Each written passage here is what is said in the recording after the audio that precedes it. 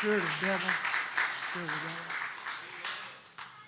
The spirit of the devil, somebody tells somebody you're sick, don't mean anything to them. Somebody might even say good enough for him.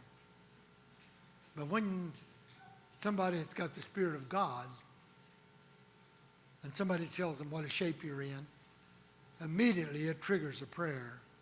Immediately. That's the two spirits I'm talking about this morning. Be sure that you've got the one. I'm going to tell you one more little illustration. I'm going to close. I know a man that works at a certain factory. And this place owns two different locations. One is in Cincinnati. One's farther in southern Ohio.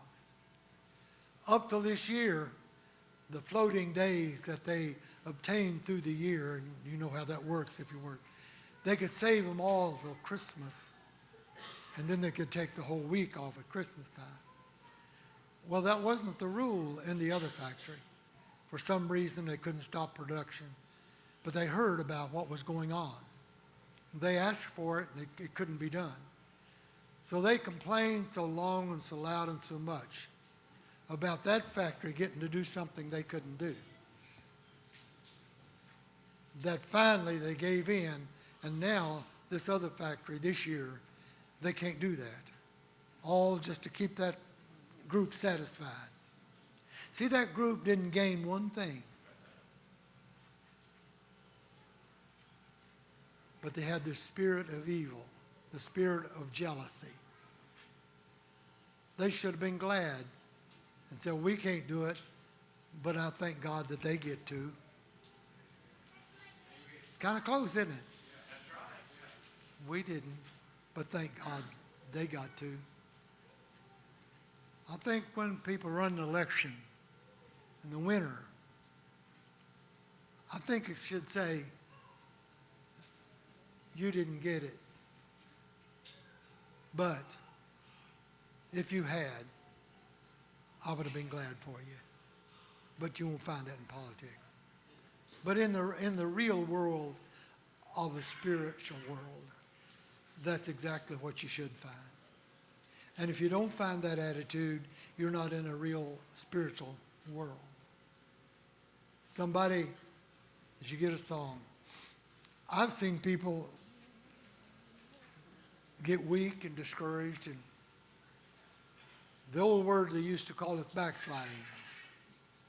And I've heard people make remarks. Wow, look what he done. He went out there and done this, or she went out and done this. That's not the way, if you got the Spirit of Christ, you talk about somebody that's fallen. Somebody that's fallen along the wayside could have been you. It could have been me.